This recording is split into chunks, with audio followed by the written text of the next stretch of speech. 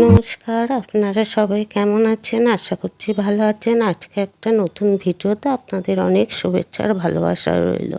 সকালবেলা ফুল তুলতে উঠেছিলাম, তো এত আকাশটা ভালো লাগছে। পুজোর সময় না এই একটা জিনিস খুব ভালো, যে বাইরের আবহাওয়া প্রাকৃতিক যে সৌন্দর্য সেটা দেখতে পাওয়া যায়। তা যাই হোক, আমি ফুল তুলে ঘরে যে কাজগুলো ছিল সেগুলো করে নিয়েছি। এবার টুকিটাকি যে জামা কাপড় ছিল সেগুলো আমি আগে কী করব, ভাঁজ করে গুছিয়ে রেখে দেবো।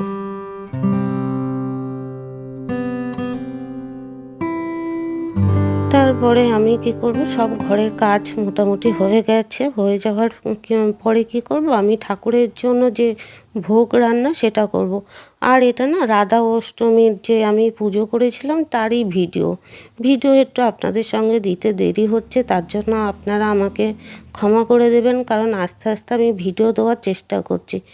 আর এদিকে নানান এত কাজের মধ্যে আমি এত ব্যস্ত হয়ে গেছি, ভিডিও করছি কিন্তু এডিটিং করতে পারছি না।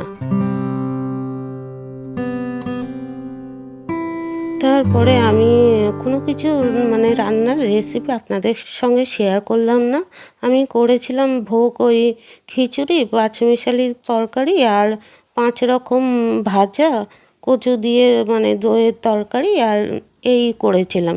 করে রাধা অষ্টমীর যে ভোগটা আমি সেটা করেছিলাম।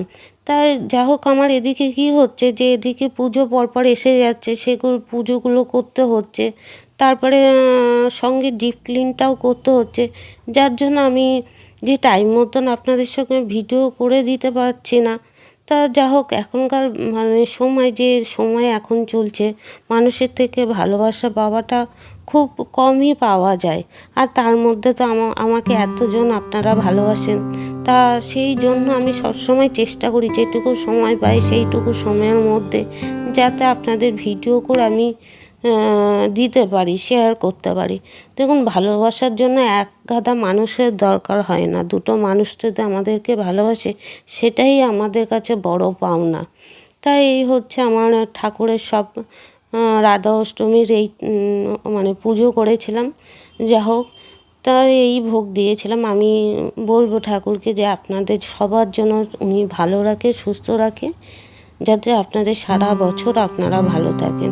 তাহলে আজকের ভিডিও আমি এখানে এন্ড করছি। যদি ভিডিও আপনাদের ভালো লাগে তাহলে একটা লাইক করবেন, চ্যানেলে নতুন হলে সাবস্ক্রাইব করবেন।